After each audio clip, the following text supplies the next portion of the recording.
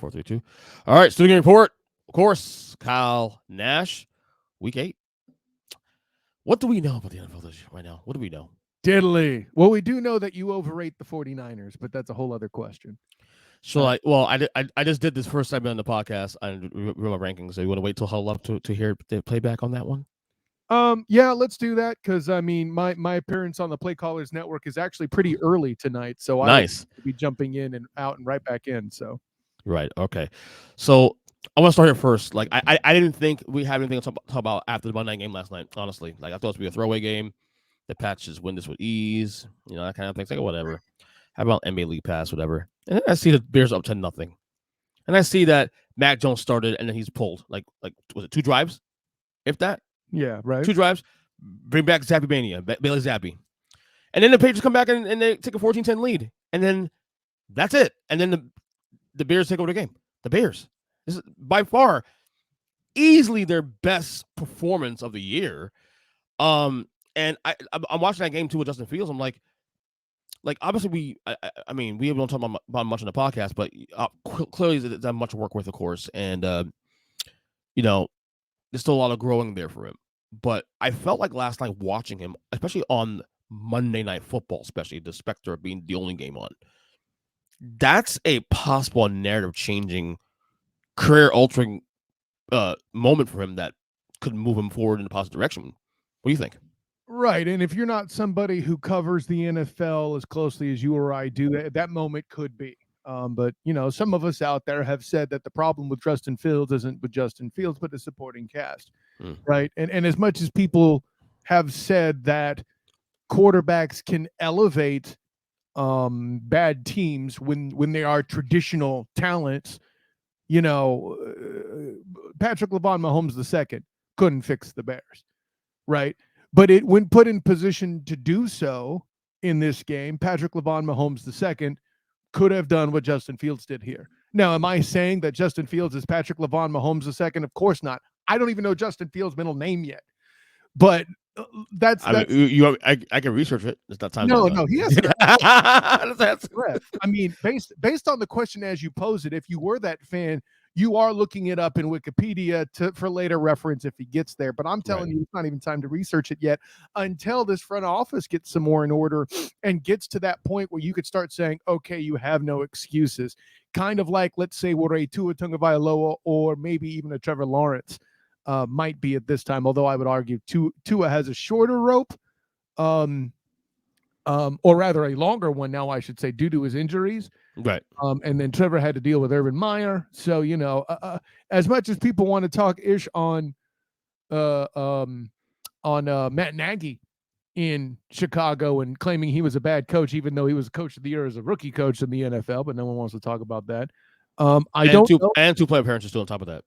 Yeah, thank you. And with Mitch Trubisky, which, I mean, there's a reason why we were picketing for the other guy to start in Pittsburgh.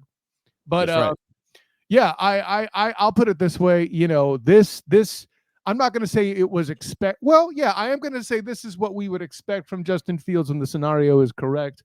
But whether he could overcome all the Bears shortcomings is going to be fascinating. I see a future where I might point to this moment as being, this is kind of, think Wes, the secret weapon Welker of the Miami Dolphins. Mm-hmm. Yeah, that Wes Welker that became Wes the Weapon Welker on the Student of the Game podcast. Bing! The first go-round, of course, as a Patriot. And we saw what he became. Mm-hmm. Think about that in quarterback form, and that's what Justin Fields will be, in my estimation. I don't think he's going to stay with the Bears because at some point, you've already seen whisperings that he's annoyed with the situation, and I have no reason to believe that the Bears at this time would acquiesce any big contract demands that Justin Fields makes. Some other team is going to scoop him up, maybe let's say a Denver, for example, when Rusty retires, if it takes that long, or let's say a Tampa Bay might be interested when Brady retires this year.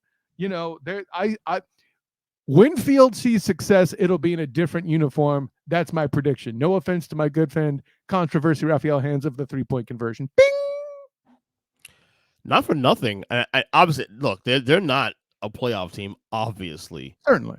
But I texted last night after the game, a little group text, and there's a extreme clusterfuck right now in the NFC wildcard picture. Okay, I love the scientific terms you're using if here. if you didn't look at the standings, you wouldn't know that the Bears are 3-4 right now. Okay, you wouldn't know that the Washington Commanders are 3-4 right If now. you look at It's ridiculous. yeah, no, and there's all sorts of here and in college football. There's been parity like none before. Yeah. More so in college football. It's unprecedented right now. What's going It on? really is. It really is. But And like I said, they're not a playoff team, man. But God, I mean, they're 3-4. And look, if this game could propel the Bears to probably pick up some wins going forward, maybe we have something to talk about going forward. But I mean, that last night was a big night. And to be honest with you, for a Patriots team that was playing very well last couple of weeks, that was people starting to feel something. Maybe this team could be an AFC wildcard picture. Yeah, I think last night put the brakes on that pretty quickly. Listen, when Fields comes out and flexes like this, paired with the Bears having a high draft pick, that's the kind of stuff that draws in free agents to make a splash. Just exactly, absolutely. All right, we teased a little bit about the Bucs and whatever. Packers, man. In fact, this is like the ongoing story every week now on this podcast. The struggles now. Both teams 3-4. Of the two teams, which team are you more concerned about? Packers, and it's not close. At the end of the day, the Bucs have Tom Brady, who, regardless of what you and I think about whether or not he's the GOAT, Tom Brady's definitely a Hall of Famer. And he's a guy that's known for making guys around him better, regardless of how he treats them and how we feel about that, right? But the Bucs are a number of injuries that are the problem. Get some guys to come back, they could turn it around. The Packers, not so much, man. Not so much, especially with now, I think, Aaron Charlie Rodgers taking some, hits and playing a little nicked up at times here too himself, on top of the fact that he might as well start a babysitting service with all the youth out there. Or actually, wait a minute. It's interesting. When he was drafted first round out of Cal, Alex Smith was drafted ahead of him coming out of Utah as a Ute. And now no, you're not doing that. In his roster. My God. Oh, full circle. You should have saved it for the Puddle Podcast night. I won't say it again for Jim's sake. No, I agree with 100%. And not just what you said, but the probably the most obvious thing about that whole thing is this. The Bucs play in the NFC South. It's a great they're still in first place. Like they're going to suck, but like there is no Vikings for exactly the Bucs to battle. You're 100%. There's no Vikings, and we just mentioned the Bears. Also, the Bears and then the Packers are the same record now. This out of nowhere. But the NFC South, like obviously, like the Bucs are going to win the division. Still, once all said and done, even if it's 8-9 wins, I'm not pulling off of that. That's why hell the Saints come back, or the Panthers come back, or the Falcons going to do their thing. No, who? EJ? The fraud cons. Thank you. The fraud cons. So that's what it comes down to me. And I think also too, the Bucs situation I think is fixable. You said injuries. I think Brady will figure it out. Maybe when the year's over, we'll assess the roster and all that. The Packers issues are something that I think it's just what it is. Right. I don't think you can fix that in season at this point, unless you catch. I mean, part B if receivers catch footballs, but Aaron Rodgers tends to get very frustrated. Aaron Rodgers tends to get very frustrated very easily. And you talk about which guy, put it this way, which quarterback would you rather be playing under this kind of circumstances? Well, Tom Brady. Actually, I don't agree with the statement that Aaron Rodgers gets frustrated easily. I've never seen Aaron Rodgers or clips of Aaron Rodgers on the sideline straight up like ugly face yelling at his teammates. He may say more stuff in the public eye, but I don't think it's fair to say that Rodgers gets frustrated more easily. No, that's not a good take at all, EJ. Okay. Yeah, I know. I listen. You're getting the gauntlet either way. It's just a matter of whether you're called out publicly or angrily. You know what I'm saying? Okay. Fair enough. Another 3-4 team, close to your heart, the Niners. I'm gonna say what I'm gonna say. I look. It seems like in the last 2 weeks I made the kind of a face turn on the Niners now. Also, I'm a Niners fan. Not really. I'm just saying. Let me say this real quick. Look, even after this game against the Chiefs, which we all knew they were going to lose anyway. We all knew this. Okay. I still trust the Niners. Why? Look, if we're talking about measuring, hold on, Kyle. If we're talking about measuring up against the Chiefs or the Bills or to a lesser extent the Eagles, you have a point there. Okay, this is not this though. What's about the get the obvious stuff out of the way? Right. Define trust. Okay. Now, if this team stays banged up the rest of the year, then we have another conversation going forward. But they're gonna get healthy. Okay. They are. Let's not forget. They started. Hold on, wait. They started this year. This is like identical to last year. This is deja vu from last year. They were 3-5 last year at one point. Sure. And they're minutes in the Super Bowl. Okay, but let me stop you right there. Okay, go. You're talking about staying healthy. What guarantees do you have at staying healthy for this squad? Please tell me, EJ. Oh, wait, no, don't guarantee that, of course. Who's in their backfield now again? Chris McCaffrey. And? Who's the damn quarterback? Oh, Jimmy G. And how many full seasons has he made it through with a gold helmet? None, I think. One. Oh, one. Okay. The Super Bowl year, right? Funny how that works, isn't it? Yeah. Well, he's healthy now. He's okay. Now? No. Like I said. I am encouraged by the prospect that he, as a football player, might get a second full season in. But let's not get ahead of ourselves either. There's another game against the Rams coming up. And while we know they're a depleted team, that's always a big matchup within the regular season. So here's my argument for the Niners here. It'd be easy to say, okay, the Niners are in trouble, this and that. If you had, say, like multiple teams in the NFC we can trust going forward. Okay, so look at the environment in the NFC. Obviously, this Eagles pencil them in. They're the class of the conference now. Mm-hmm. So you have your dominant teams in the NFC right now by virtue of record are the following: the Vikings, the Giants, the Cowboys. Which one of those are you trusting long term? So let me congratulate you, EJ, that you actually brought this argument to the forefront instead of me having to do it for you later in the segment to get a decent argument to your side of the story here. Okay, go ahead. Yes, this is the correct argument. When you say trust them, how do you mean? They're still a playoff team in this garbage conference? How can you say no at this point? You can't even rule out the Rams at this point. Nope. What was it? Cluster you said earlier? Exactly. Clusterfuck. Okay, sure. I mean, it's your show. If you want to be potty mouth, that's your option. But listen, this exchange about us as the odd couple on that front is a total awesome. Don't you just love it? I'm not offended by naughty words. You know, I'm just more prone to use them when you egg me on in the Huddle Up podcast. Bing! But or come out of nowhere after I have two classy people on my show, and then the first thing you say is, "Oh fuck," you know, like. That was fun, by the way. That was fun. Best NFC East preview of all time, as far you as can't take me out any. You cannot take me out anywhere, Kyle. Anywhere. Well, no, I just want credit for inclusion, right? I opened the show with a very talented black lady in the form of Karita Parks. Then I had the Muslim football scout Bashir Pemberton on. Then I have you and the whitest guy we perform with, Big Jim. Inclusion 101, baby. You know. Hey, look, Kyle, you chose violence, buddy.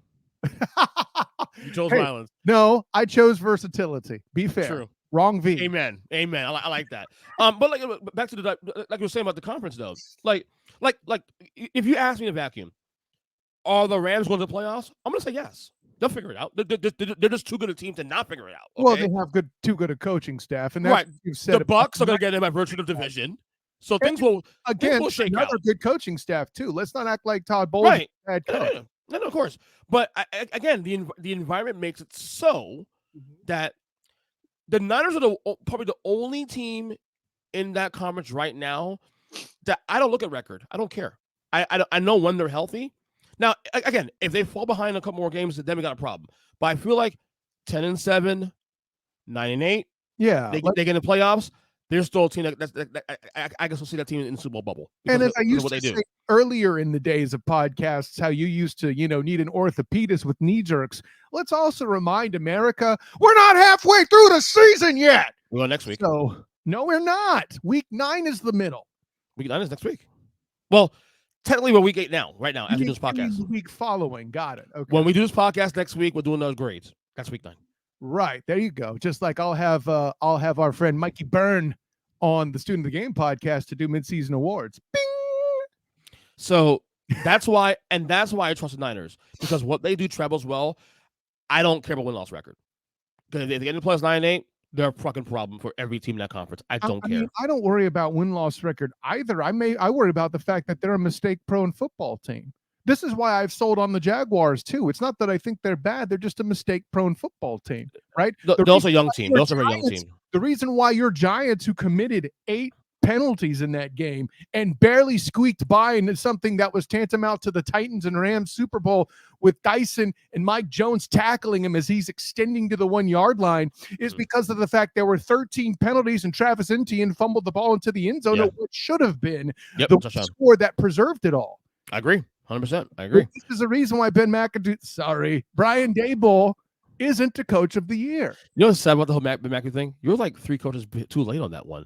Yeah, since McAdoo, I bring that up. I'm really since McAdoo, that you have Pat. Like you, I'm not happy I make mistakes, and I don't turn it into a segment where I have a T-shirt and a coffee mug sponsoring it. Pat Shurmur and fucking Joe Judge. You forget the coach of the year, Brian Daboll. I mean, we should probably forget both those guys too, if we're being honest. So really, I'm helping you on that. That's very true. And at least McAdoo went to the playoffs one year with the Giants. Even though that year, and you know this too. That year, I said that's not a good coach. Even to the playoffs. You called him McAdoo, if memory serves. McApoop. Well, it became that. It started with McAdoo, which was again clever. But you can't have clever with tool time involved. Again, you cannot take me anywhere. You know that. Matt Ryan benched. Now we thought, okay, he's hurt, but he got benched, and they're gonna start Sam Ehlinger not just this week, but for the season. Yeah. So 2 things to look at here: the Colts, who are 3-1, who are technically still in the race to the AFC South, although. Let's be real. They ain't winning that. That ain't it. Personal opinion, that ain't it. But also, Matt Ryan, is this it? Oh, he done. Career done? And he should be, because you know what'll happen is our good friend Danny Thompson, who tried to tell us he's a first ballot Hall of Famer, if he continues playing with the Colts, he'll have a losing career record at this rate. Yeah. Did the Colts pull the trigger on this too quick? No, because what they're doing is they're looking for that shot in the arm, and they're looking for mobility in the backfield, which they don't have, which you need to exist in today's NFL, especially with the injuries that the Colts have been facing. So they still believed, well, I still believe, heck, you just said it, they're still mathematically playoff relevant. This was a knee jerk for the job to be kept by the coaching staff, right? Who has been under fire, for better or worse, correct or not, right? They're trying to make that stretch for the proverbial goal line, and while it looks like they may fumble instead, this is what they're trying to do, desperate to try to score that last playoff spot. It's funny, when I first saw the news yesterday about this, I was like, what are you doing? You guys still in the playoff mix? I'm thinking, I slept on it last night. I woke up this morning, I'm like, you know what? I actually respect this. I actually respect this move here. And I don't. If you were a coach or a GM, this is a move I could see you making. And in this case, this isn't like your top 10. I'm not mad at this. Right. Matt, but look at this way. Since Andrew Luck, they've had an open and door shut round robin of quarterbacks. Now, granted, Phil Rivers went to playoffs one year. Not just quarterbacks, but aged patchwork, and I feel like this is an attempt to them to really start clean here. Okay, we got a young quarterback, a year, maybe 2 years into the league now, Sam Ehlinger from Texas. Let's see what he has. If he's not good, then we're gonna fall apart anyway. We'll get draft pick. Exactly. That's why I took that. If Ehlinger pans best case scenario, then they get him something to help him. Exactly. Absolutely. I actually don't. Now, 24 hours later, I don't disagree with what they did here, honestly, because Matt Ryan looks cooked. Yeah. No. It's unfortunate. I didn't think he was quite this done, but then again, when he was facing protection issues throughout his career, the promise of him playing in Indy would that he would be getting better protection, but injuries have prevented that from happening. Sure, he's still got Quentin Nelson for most of the games this year, but the tackle spot hasn't looked good. And, listen, props to my people at the Indy Intercept podcast. My guy Boom has dubbed Sam Ehlinger Yosemite Sam. I'm sticking with that. All right. The Seattle Seahawks were in first place in NFC West. Who would have thought that through 7 weeks? If you had told me, Kyle, that this week, week 8 on Fox, that the Seahawks and Giants would be the game of the week on Fox, I would have called you. I would have fucking taken this pen and threw it in your face and walk away. I make a similar reference to this in this upcoming edition of the Matchup Mania on the 3-point conversion. Bing! Except I do it with a lot more fun Hollywood or Halloween flair. You might want to check that out. Okay.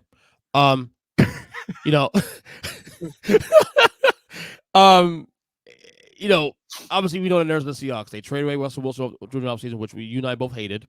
Both Russell Wilson guys. And you should. Geno Smith's the quarterback who's had let's be real, he's had a very good, I think very good is even putting it lightly. The guy through 7 weeks is still throwing a 72% clip right now. I mean, he and Travis Etienne are both in conversations for comeback player of the year. Absolutely. Is it time that he's get through 7 weeks? Is it time to at least give Pete Carroll credit for what he's done here? No. Why is that? Because the way he threw Rusty under the bus, and now he coddles Geno Smith, and now he's a hero. Bullshit. I'm sorry. Okay. Geno has had better protection this year than Russell Wilson had since Max Unger and Porkchop stopped being on the front line.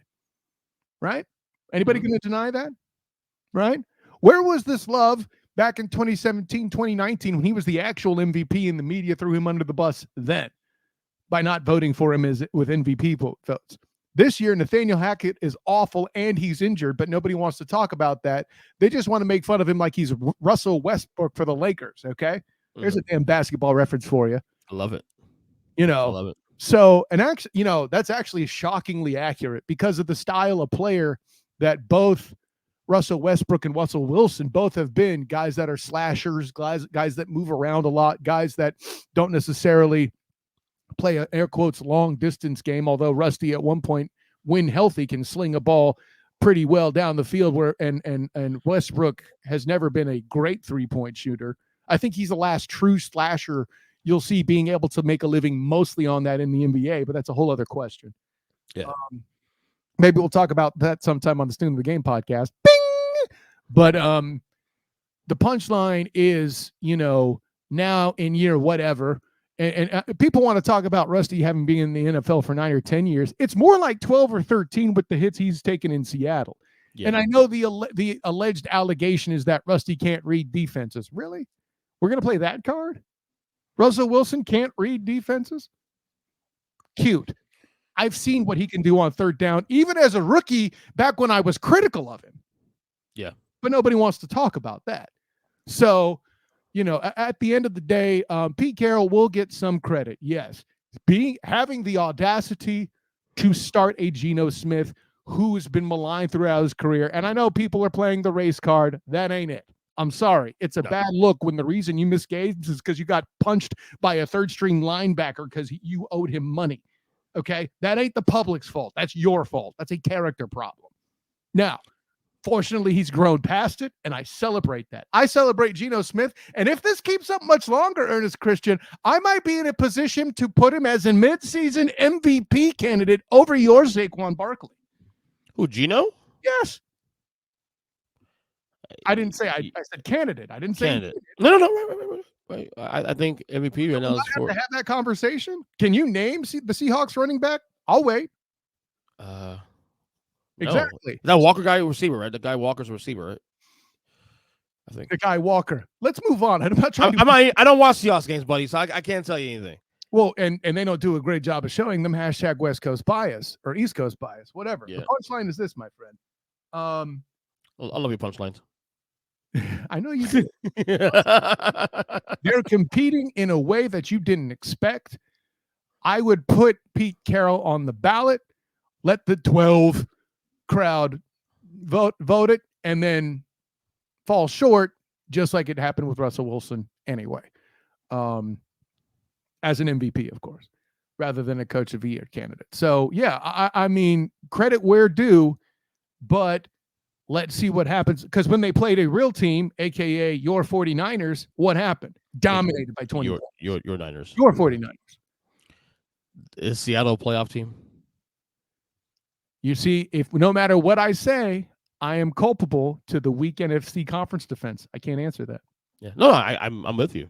Because, again, they're in first place in the West. But, again, I do think things will shake out properly once we get into November. What a time we're living in, right? It's great. Last decade, the NFC was head and shoulders, but now, Yeah, I'm telling you. One more thing before I let you go. Trade deadline is coming up. Now we should be. I believe it's on the day we do our next student game report, next podcast we do together. Do you see any trades happening between now and then? We obviously saw what happened to Chris McCaffrey getting traded to San Francisco last Thursday. I think James Robinson from the Jaguars got traded to the Jets yesterday. Robinson from the Jaguars got canceled, and I actually hinted at it at the article that's coming out with the 3-point conversion for the Jaguars, where I feature Travis Etienne. But unfortunately, the trade happened before the article was released, so I had to change that. But I had predicted it. So, yeah. Do I see moves being made? Yeah. Can I tell you what they are? No. But, teams like the Jaguars who think that they have a playoff shot are obviously your main candidates. I wouldn't be surprised to see the Rams make a move, but I don't know who they would really go after at this point in this market. Nothing comes immediately to mind. The Cardinals, to their credit, have made their move, gotten another receiver out of Carolina.